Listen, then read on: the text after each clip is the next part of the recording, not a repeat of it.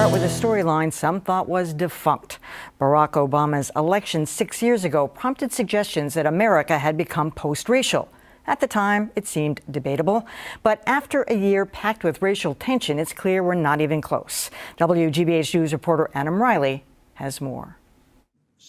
After a grand jury chose not to indict the Missouri police officer who killed a young, unarmed black man, parts of the country erupted. But others thought that outrage was dangerously misplaced. You're doing such a grave disservice to police officers. Still, when a black man in New York was killed by police without an indictment, the anger was nearly universal. The grand jury's decision here is totally incomprehensible. Those two deaths sparked a national debate about race and law enforcement, but the broader topic of race had already been thrust into the national conversation. Yeah, it bothers me a lot that you want to broadcast that you're associating with black people. Those comments by LA Clippers owner Donald Sterling led to a protest from his own players and his ouster from the NBA. But sensitivity in sports has its limits. In the NFL, Washington's football team is still called the Redskins, despite growing calls for that name to go. I think the name ought to be changed. I think it is an offensive name. The media made some big racial blunders, too, from this Boston Herald cartoon to the New York Times' description of TV magnate Shonda Rhimes as a, quote, angry black woman. And then there was Fox News celebrity Cliven Bundy, whose star faded after he said blacks were better off as slaves. I want to tell you one more thing I know about the Negro. Racism may be alive and well, but affirmative action isn't. A milestone in the debate about race and fairness in America. That after the Supreme Court upheld Michigan's right to ban racial preferences. Closer to home, Boston marked the 40th anniversary of court-ordered busing quietly and thoughtfully. It just amazes me how at age 12, that it didn't matter to us that we were black or white. Amazing is right.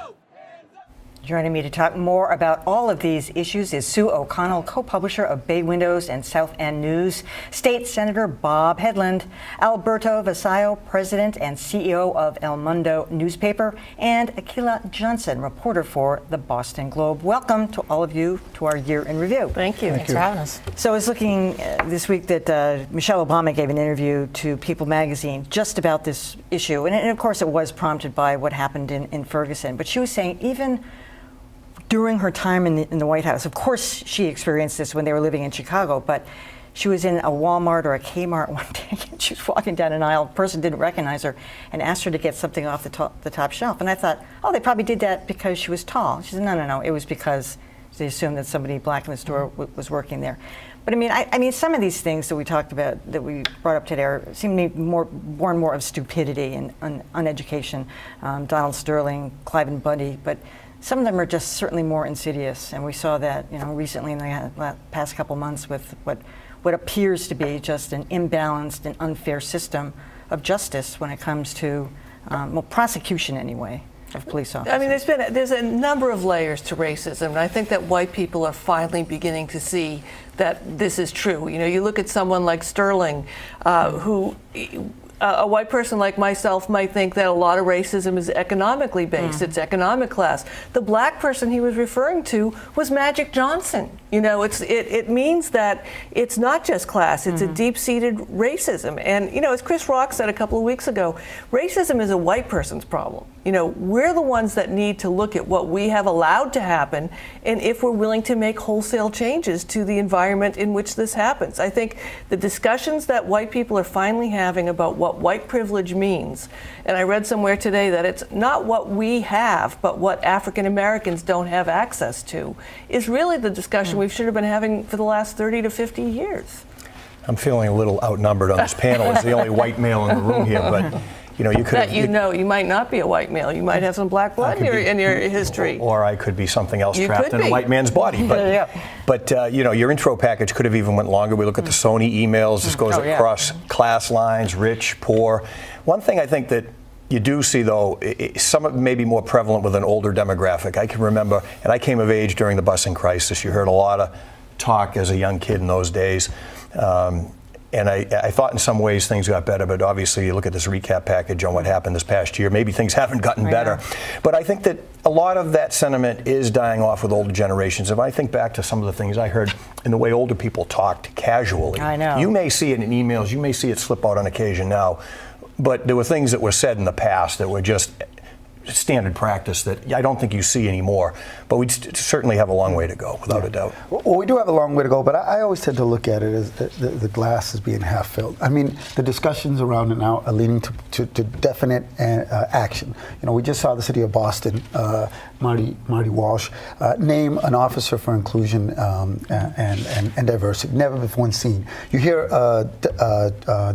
Republican governor-elect Charlie Baker making it a point to go out into the black community, which you had never seen before, and the Latino community. So, and I myself have a 16-year-old daughter who does not believe some of my stories when I was growing up. That's good. You know, yes. you know, she doesn't understand how South Boston and Roxbury and the North End and even East Boston were all divided. So I like to look at all of those positive things. I think this will be the year of the race relation, but I also think it'll be the year of maybe, you know, we've always been talking about when is that first step going to really actually lead to something. I don't know what the year of the race relation actually kind of means, because I think for a large segment of certain populations, these are conversations that have been going on and people have been having for generations, and it's just now begun to bubble to the surface in a kind of larger context.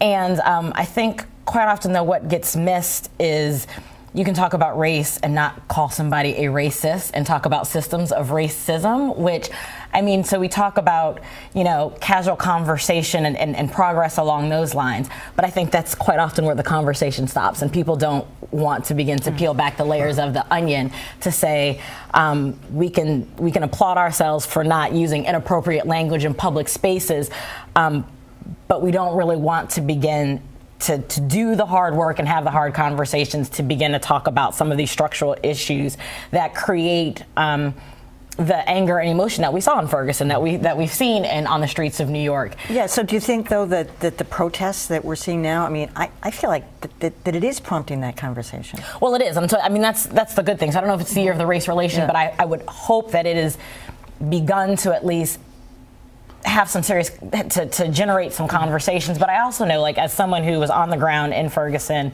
in August, as well as here most recently in November, there's a lot of people who are still talking past each other. Like, you know, as you're a reporter and you're going out and you're getting bits of information from people from a variety of places, people aren't engaged. So they're talking at each other, they're talking across each other, but they're not talking with each other. And so that is where the fear becomes that it doesn't begin to move beyond social that. Media. Yeah. Social media has played such an important role this year. We see those videos, they get reposted, they begin a chain that, you know, at the end of the day reaches so many more people before it's empowered so many more people. And now we're talking about having cameras on police officers so that it's out there. So I think that the whole social media landscape has really impacted all of this. Just one quick point, if I could, that I disagree with Alberto on, and that he said it was a good thing that Marty Walsh created an Office of Diversity or something. I think at some point we have to get beyond that and hopefully fulfill Martin Luther King's dream of a colorblind society where we don't need offices of diversities and quotas, and we get beyond that, hopefully.